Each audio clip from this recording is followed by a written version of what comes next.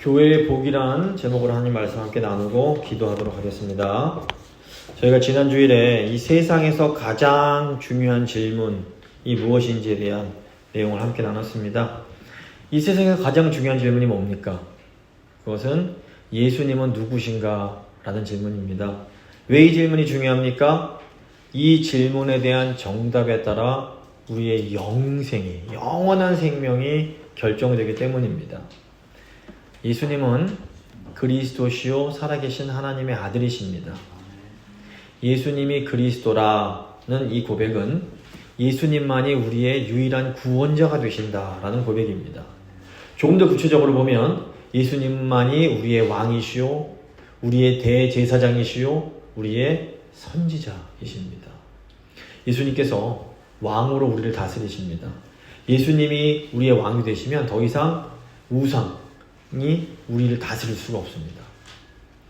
예수님이 제사장으로서 우리의 모든 죄와 연약함을 담당해 주십니다. 예수님께서 십자가 죽으심을 통해서 우리의 모든 죄와 허물을 용서해 주십니다. 예수님은 또 선지자로서 우리에게 생명의 말씀을 주십니다. 예수님의 말씀이 있으면 우리는 두려움 없이 이 세상을 살아갈 수 있습니다. 그래서 오늘 본문은 이렇게 예수님을 그리스도요, 유일한 구원자라고 고백하는 사람들에 대한, 이 교회에 대한 말씀입니다. 사도 베드로가 예수님을 그리스도다 이렇게 고백을 합니다. 그러자 예수님께서 베드로를 향해서 야, 베드로야, 네가 복이 있다 말씀하시면서 내가 네 위에, 이 반석 위에 교회를 세우겠다 말씀을 하십니다. 근데 이제 이 말씀에는 이 교회의 복에 대한 아주 놀라운 내용이 담겨 있습니다. 세 부분으로 이제 오늘 본문 살펴볼 텐데, 첫 번째 교회의 건립자, 두 번째 교회의 기초, 세 번째 교회의 특권과 책임이 되겠습니다. 먼저 교회의 건립자입니다. 교회를 세우시는 분은 하나님이십니다. 교회는 하나님께서 직접 세우신 하나님 백성들의 공동체인 겁니다. 예수님께서 제자들을 향해서 너희는 내가 누구라고 생각하느냐? 질문을 하십니다. 이에 대해서 베드로가 우리 주님은, 예수님은 그리스도시요 살아계신 하나님의 아들이십니다. 이런 고백을 합니다. 예수님께서 베드로에게 바요나 시몬아, 네가 복이 있다. 내가 이 반석 위에다가 나의 교회를 세우겠다 말씀을 하십니다. 우리 17절 18절 말씀, 예수께서 대답하여 이르시되 바요나 시몬아, 내가 복이 있도다. 이를 너에게 알게 하니는 혈육이 아니요 하늘에 계신 내 아버지시니라. 또 내가 너에게 이르노니 너는 베드로라. 내가 이 반석 위에 내 교회를 세우리니 음부의 권세가 이기지 못하리라. 신약 성경에서 이 교회라는 단어가 처음 나오는 곳이 여기입니다. 교회가 이제 헬라어, 그리스어로 에클레시아를 번역한 말입니다. 이 에클레시아는 이 밖으로라는 뜻의 에크와 부르다 라는 뜻의 클레오를 이렇게 합친 말입니다. 밖으로 불러내는 거. 이게 이제 에클레시아의 원래 뜻입니다. 이제 에클레시아는 원래는 이 그리스 아테네 시민들이 모이는 이 총회를 의미하는 단어였습니다. 이제 예수님 당시에는 이 에클레시아가 회중 또는 공동체를 의미하는 단어였습니다. 구약 성경에는 교회란 단어가 나오지 않습니다. 한글말 번역으로는. 그런데 이제 구약 성경에서 총회, 회중 이런 단어가 헬라어로는 똑같이 에클레시아 이렇게 번역이 됩니다. 요약을 하자면 교회는 한마디로 하나님 백성들의 공동체 이렇게 이해하시면 됩니다. 이런 의미에서 교회는 이미 구약시대부터 있었습니다. 스데반 집사가 이스라엘 백성들을 광야 교회라고 부릅니다. 사도행전 7장 38절 보시면 시내산에서 말하던 그 천사와 우리 조상들과 함께 광야 교회에 있었고, 이 교회가 이제 헬라어로 에클레시아로 번역이 됩니다.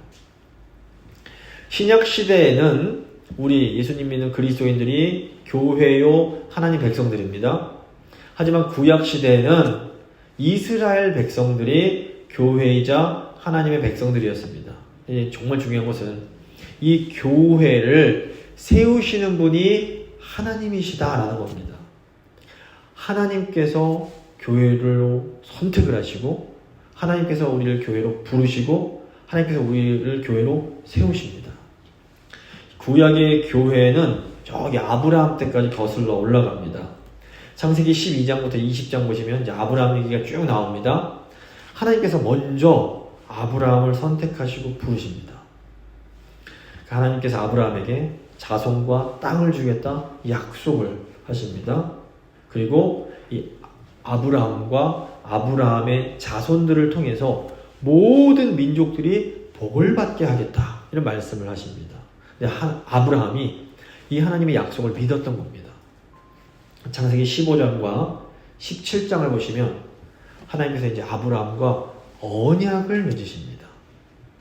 이 언약이 굉장히 중요한데, 언약은 아주 특별하고 아주 친밀한 관계를 언약이라고 부릅니다. 오늘날 이 언약과 가장 비슷한 관계가 뭐냐면 부부관계, 결혼관계입니다. 구약에 자주 나오는 언약의 공식이 있습니다. 구약 성경 읽다 보시면 이 표현이 아주 많이 나옵니다. 뭐냐면 나는 너의 하나님이 되고 너는 내 백성이 되리라 라는 말씀입니다. 나는 있게 되고 너는 내 거다. 부부관계인 겁니다. 그래서 하나님께서는 이 언약 백성을 내 백성이라고 부르십니다. 그리고 언약 백성들은 여호와 하나님을 나의 하나님, 우리 하나님 이렇게 부르는 겁니다. 그래서 언약 백성들에게 하나님은 저기 멀리 있는 신이 아닙니다. 언약 백성들은 하나님과 아주 친밀하게 지냅니다. 그래서 하나님과 친밀한 관계를 누리는 사람들은 하나님을 부를 때 그냥 하나님이 아니라 나의 하나님, 우리 하나님 이렇게 부를 수가 있는 겁니다. 시편 보시면 다윗이 언제나 하나님을 나의 하나님 이렇게 부릅니다. 자, 그렇다면 하나님께서 왜 아브라함과 그의 후손을 하나님의 백성으로 선택하신 것일까요? 그것은 아브라함을 통해서 천하 만민, 모든 민족에게 복을 주시기 위해서였습니다. 창세기 18장 18절 보시면 아브라함은 강대한 나라가 되고 천하 만민은 그로 말미암아 복을 받게 될 것이 아니냐. 내가 그로 그 자식과 건속에게 명하여 여호와의 도를 지켜 의와 공도를 행하게 하려고 그를 택하였나니. 그러니까 아브라함이 받은 이 약속은 이제 창세기 26장에서 아브라함의 아들 이삭에게로 이어집니다.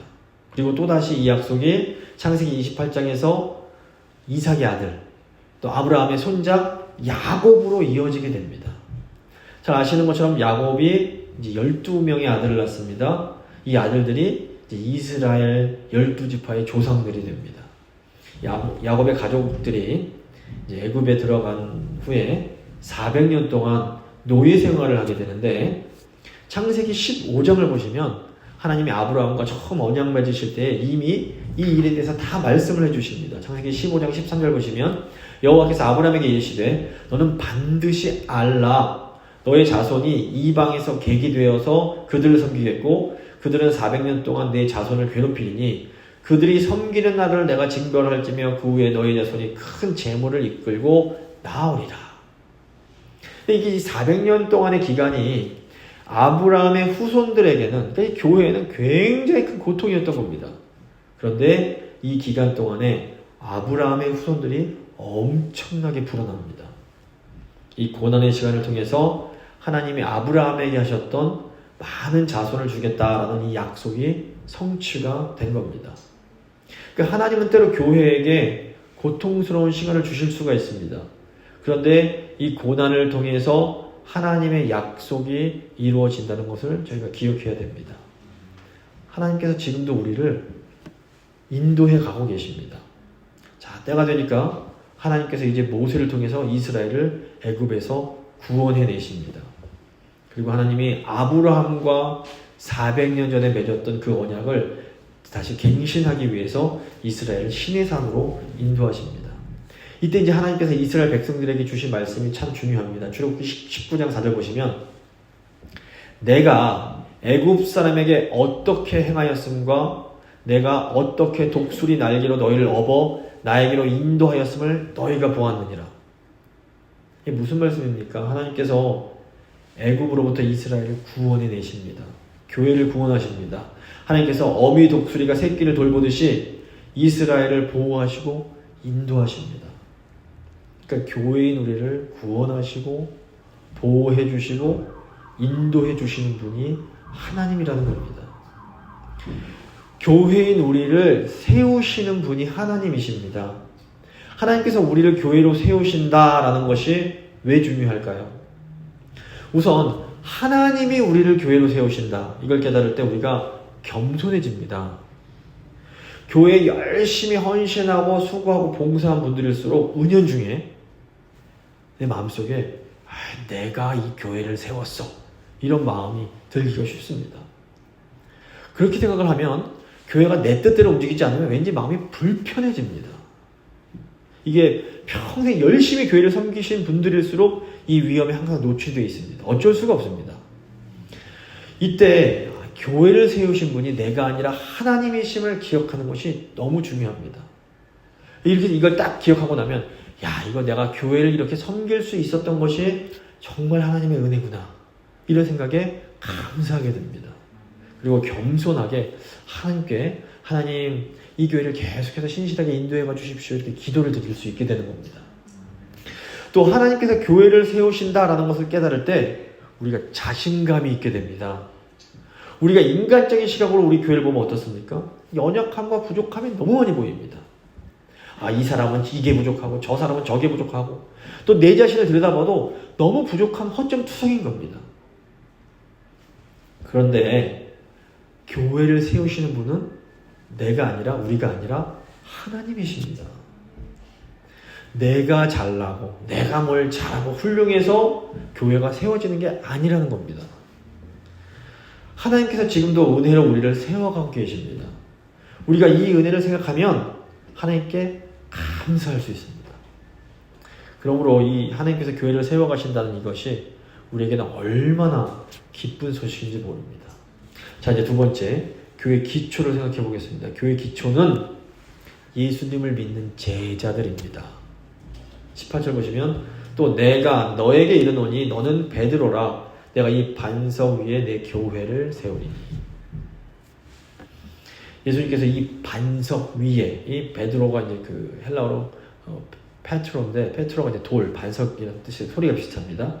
이 반석 위에 내 교회를 세우겠다 이 말씀을 하십니다. 여기서 이 반석은 베드로를 말합니다. 문제는 이 베드로가 무슨 의미가 있는가 하는 겁니다. 이제 옛날 이 로마 카톨릭 교회는 이 베드로를 사람으로 이해를 했습니다. 그래서 이 로마 카톨릭에서는 베드로가 교회에 대해서 절대적인 권위를 가진 초대 교황이고 이제 다른 교황들이 베드로의 그 권위를 이렇게 계승해 왔다 이렇게 주장하고 지금도 믿고 있습니다.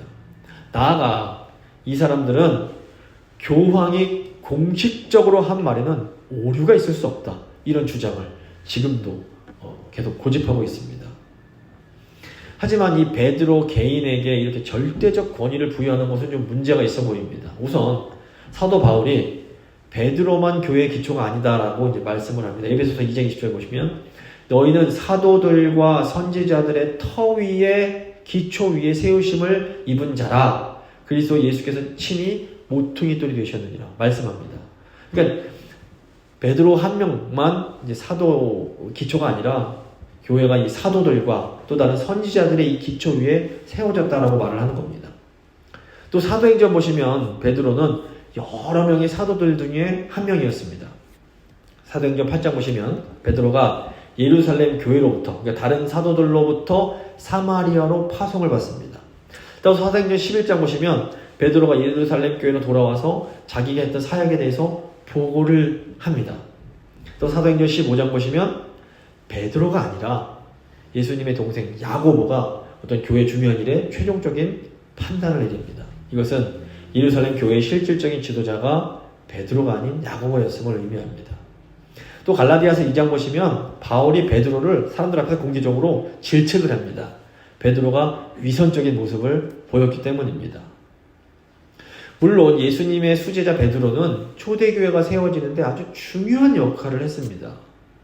그런데 사도행전 16장 이후에 보면 베드로가 사도행전에 더 이상 나오지 않습니다. 사라질 겁니다. 베드로는 어떤 절대적인 권위를 갖고 있던 사람이 아닙니다. 그래서 개신교, 종교개혁 이후에 우리 개신교는 베드로를 여러 제자들을 대표하는 사람이라고 이해를 합니다. 예수는 그리스도요 살아계신 하나님의 아들이다 라는 이 베드로의 고백이 그 제자들의 고백을 대표한다라는 겁니다. 즉 교회는 이런 믿음을 고백하는 제자들 위에 세워진다라는 겁니다. 교회를 세우시는 분은 하나님이십니다. 교회는 하나님의 주권적인 선택과 은혜로 세워져 갑니다. 그런데 어디에 세워지냐면 이 교회가 예수를 구주로 고백하는 제자들 위에 세워지는 겁니다. 교회는 예수를 그리스도로 고백하는 그 믿음 위에 세워집니다. 교회는 예수님을 구주로 고백하는 사람들의 공동체입니다. 이 믿음의 공동체에서 이 영적인 리더의 역할이 중요합니다. 하지만 이런 영적인 지도자의 권위를 지나치게 강조하면 문제가 됩니다. 또 동시에 이 영적 지도자의 권위를 지나치게 무시해도 문제가 됩니다. 2000년 이 신약 교회는 이 양쪽 극단 사이에서 존재해 왔습니다. 처음 교회가 생겨나고 500년 동안에는 교황이 있었지만 교황의 권위가 그렇게 크지 않았습니다. 근데 이제 중세가 되면서 한 500년부터 1500년까지 이 1000년 기간을 중세라고 부르는데 이 교황의 권위가 점점 강해집니다. 그리고 이제 1500년경 중세 말기가 되면 교황의 권위가 너무 커서 도저히 통제할 수 없는 그런 상황에 이르게 됩니다. 결국 이제 1517년 16세기에 종교 개혁이 일어나면서 다시 교회가 이제 균형을 이제 찾아가기 시작하는 겁니다. 근데 이때 또 어떤 사람들이 나타나냐면 야 모든 성도가 다 똑같아. 우리에게는 목사, 목회자 필요 없어. 이렇게 주장하는 사람들이 또 생겨납니다. 또 다른 극단이 생겨나는 겁니다. 오늘날 교회는 이런 양극단 사이에 존재합니다. 한쪽 극단에는 여전히 교황을 따르는, 교황에게 최종적인 권위를 부여하는 이런 그리스도인들이 있습니다. 또 다른 쪽 극단에는 여전히 목회자의 필요성 자체를 부정하는 그런 그리스도인들도 존재합니다. 우리가 어떻게 이 사람들을 그리스도인이라고 부를까요? 예수를 구주로 고백하기 때문입니다. 근데 대부분의 이제 개신교들은 목회자를 절대시하지 않으면서도 또 목회자의 필요성을 인정을 합니다. 그래서 어떤 조직이든지 간에 사실 지도자는 필요합니다. 교회도 마찬가지입니다. 교회는 영적 지도력, 리더십이 필요합니다. 근데 중요한 것은 균형입니다. 예수님의 수제자였던 베드로도 한 명의 인간에 불과했습니다. 베드로에게도 연약함과 부족함이 있었습니다. 그렇기 때문에 어떤 한 지도자를 절대시하거나 신격화하면 안 됩니다. 반대로 그렇다고 또 베드로의 중요성을 너무 무시하거나 간과해서도 안 됩니다. 베드로는 모든 제자들을 대표합니다.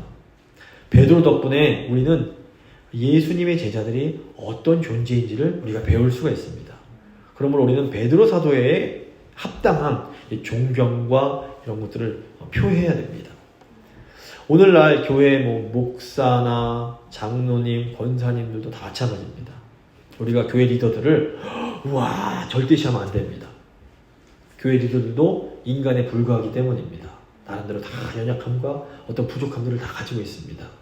하지만 그렇다고 또 이 리더들의 중요성, 이분들의 이렇게 공헌, 잘한 거를 또 너무 무시하고 이렇게 해도 안 됩니다. 우리는 리더들의 권위를 존중하면서 마땅한 존경심을 또 가져야 되고 또 표해야 됩니다. 근데 이제 결국에는 이 베드로든 간에 또 예수님을 낳은 마리아든 간에 아니면 어떤 훌륭한 목회자든지 간에 우리의 궁극적 신뢰와 의지의 대상은 될 수 없습니다.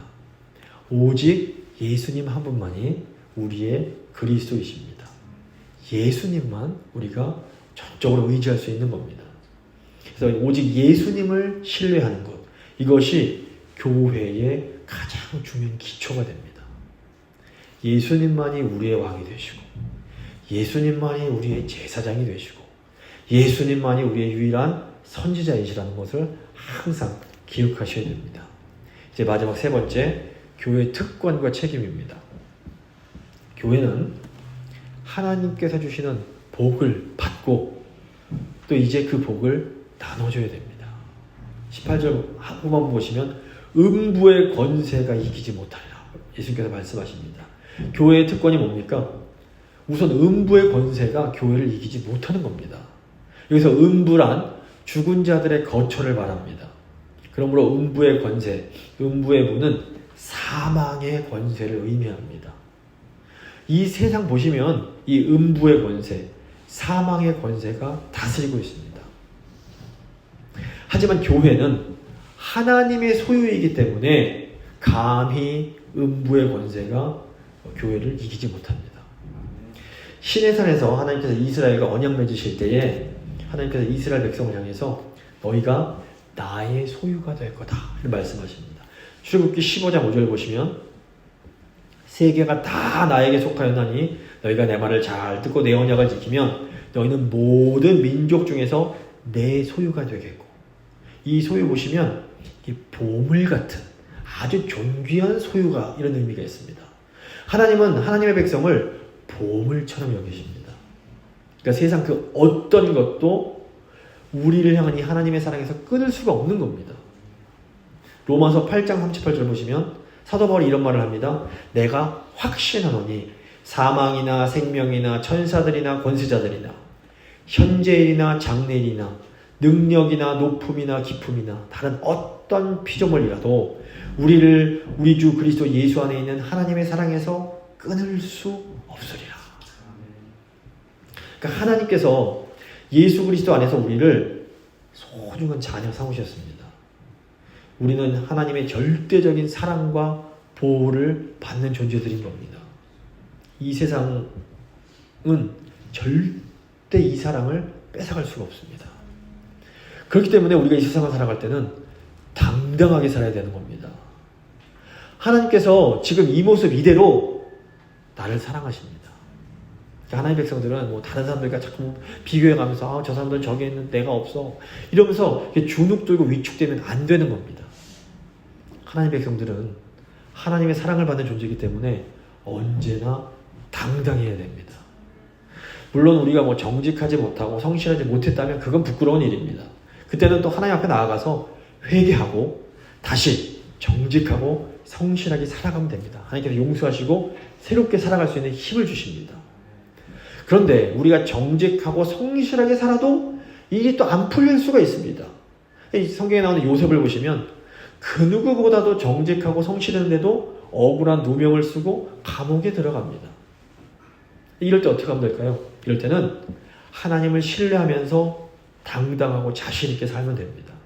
때가 되면 하나님께서 다시 우리를 놀랍게 회복시켜 주십니다. 하나님은 우리의 중심을 보고 계십니다. 그래서 우리가 하나님 앞에 정직하게만 하다면 우리는 아무것도 두려워할 필요가 없습니다. 그리고 일이 좀 안 풀린다고 낙심할 필요도 없습니다. 이게 우리가 교회로서 하나님께 받는 특권입니다. 자, 그렇다면 교회로서의 책임은 뭘까요? 19절 보시면 내가 천국 열쇠를 너에게 주리니 네가 땅에서 무엇이든지 매면 하늘에서도 매일 것이요 네가 땅에서 무엇이든지 풀면 하늘에서도 풀리리라. 교회의 책임은 천국의 열쇠를 관리하는 겁니다. 지금 여기서 매다, 풀다라는 표현은 유대인들의 어떤 법적인 표현으로서 어떤 것은 금지가 되고 어떤 것은 허용이 되는 것을 선언하는 것을 말합니다. 즉 우리는 천국의 문을 열기도 하고 닫기도 하는 사람들입니다. 이게 무슨 의미일까요? 하나님 백성들은 하나님께 받은 복을 이 세상과 나눠야 됩니다. 천국문을 열고 이 복을 나눠줘야 되는 겁니다. 천국문을 열고 사람들을 천국으로 초대하는 게 교회 역할입니다. 자, 하나님께서 아브라함을 부르시면서 하신 약속이 뭡니까? 창세기 12장 3절입니다. 2절 3절입니다. 내가 너로 큰 민족을 이루고 너에게 복을 주어서 너의 이름을 창대하게 하리니 너는 복이 될지라. 너를 축복하는 자에게는 내가 축복을 내리고 너를 저주하는 자에게는 내가 저주하리니 땅의 모든 족속이 너로 말미암아 복을 얻을 것이라. 그러니까 이스라엘의 특권은 하나님의 아주 소중한 소유로서 하나님께서 주시는 복을 받는 겁니다. 이스라엘의 책임은 하나님께 이 받은 이 복을 모든 족속과 나누는 겁니다. 오늘날 교회의 특권과 책임도 똑같습니다. 교회는 천국의 열쇠를 받았습니다. 열쇠는 문을 열기도 하고 잠그기도 하는 겁니다. 교회는 세상이 천국으로 들어가는 문을 열어주고 또 잠그는 열쇠가 되는 겁니다. 사람들이 바로 교회를 통해서 천국, 하나님의 나라로 들어올 수 있습니다. 천국에 이제 신약 성경에서 하나님의 나라와 똑같은 의미로 사용이 되는데, 성경에 나오는 천국 또는 하나님의 나라는 크게 세 가지 뜻이 있다라고 말씀을 드렸습니다. 첫째로 이 땅에서 경험하는 하나님의 나라가 있습니다. 그리고 예수님을 믿으면 궁궐이든 초막이든 어디든지 천국으로 변하는 즐거움과 기쁨을 누립니다. 이게 우리가 누리는 천국 하나님 나라입니다. 두 번째로 우리가 이 땅에서 죽어서 가는 하나님 나라가 있습니다. 우리가 보통 이 천국을 많이 생각을 합니다. 세 번째로 종말 때에 완성되는 하나님의 나라가 있습니다. 예수님께서 이제 다시 오시면 이 땅과 하늘이 다시 만나면서 새하늘과 새 땅이 열리고 완전한 하나님 나라가 완성이 됩니다. 세 개가 있습니다. 자, 그래서 교회는 어떤 역할이냐? 교회는 이 땅에서 하나님 나라의 모델 하우스 역할을 하는 겁니다. 사람들이 교회를 보면서 천국, 하나님 나라가 저런 곳이구나 볼 수 있어야 됩니다. 구약의 이스라엘 백성들이 우상 섬기는 세상 사람들에게 이 천국, 하나님의 나라를 보여줘야 될 책임이 있었습니다. 이스라엘이 어떻게 세상 사람들에게 천국을 보여줄 수 있었을까요? 이스라엘 백성들이 하나님이 주신 율법에 순종할 때 세상이 이스라엘을 보면서 하나님의 나라를 보는 겁니다. 와, 대단하구나. 이스라엘이 주변에 하나님 나라를 보여줬던 절정이 바로 다윗과 솔로몬 왕국 때입니다. 스바야 왕이 솔로몬 왕국에 와서 가장 감탄한 것이 바로 솔로몬의 지혜의 말씀이었습니다. 스바야 왕이 솔로몬을 통해서 전해지는 하나님의 말씀을 듣고 깜짝 놀랍니다. 그런데 그 놀라운 말씀이 육신이 되어서 이 땅에 오신 분이 예수님이신 겁니다. 이 복음서를 보면 예수님께서 어떻게 묘사가 됩니까? 예수님은 세상에서 가장 높은 분이셨는데 가장 낮은 분이 되십니다. 예수님은 세상에서 가장 강한 분이셨는데 세상에서 가장 약한 분이 되는 겁니다. 예수님의 모습은 너무나 충격적이면서도 너무나 아름다운 겁니다. 교회가 세상에 이 모습을 보여줘야 됩니다. 세상에서는 돈 많고 힘 있는 사람이 대접을 받습니다. 하지만 교회에서는 돈 없고 힘 없는 분들이 존귀한 대접을 받아야 됩니다. 세상에서는 힘 있는 사람이 가장 큰 소리를 냅니다. 하지만 교회에서는 힘 있는 사람이 가장 조용합니다. 왜 그럴까요? 강한 사람이 사랑이 더 많기 때문에 더 약한 사람에게 다 져주고 양보해주기 때문에 그렇습니다. 다른 사람의 약점을 다 알면서도 눈 감아주고 참아주고 기다려주는 겁니다. 이게 교회인 겁니다. 교회는 세상과는 다른 모습을 보여줘야 됩니다. 물론 우리가 완벽하지 않습니다. 우리가 늘 실수할 수밖에 없습니다. 하지만 최소한 우리는 세상과는 전혀 다른 기준을 갖고 있습니다. 천국 열쇠를 가진 교회는 악한 것을 묶어야 됩니다. 마귀의 괴계를 묶어버리고 함부로 말하는 입을 묶고 죄를 묶어버리는 곳입니다. 교회는 나보다 다른 사람을 더 훌륭하게 낮게 여겨주는 곳입니다. 내 마음에 안 든다고 다른 사람들의 약점을 함부로 막 지적하면 안 됩니다. 내가 더 잘 알고 있고 완벽하게 알고 있어도 함부로 다른 사람들을 가르치려고 하면 안 됩니다. 또 천국 열쇠를 가진 교회는 풀어주는 곳이 되어야 됩니다. 다른 사람들 안에 이게 한 맺힌 억울함을 풀어주고 그 슬픔을 풀어주고 아픔을 풀어주고 마귀에게 붙들려 있는 이 사람들을 풀어주는 곳이 교회가 되어야 되는 겁니다.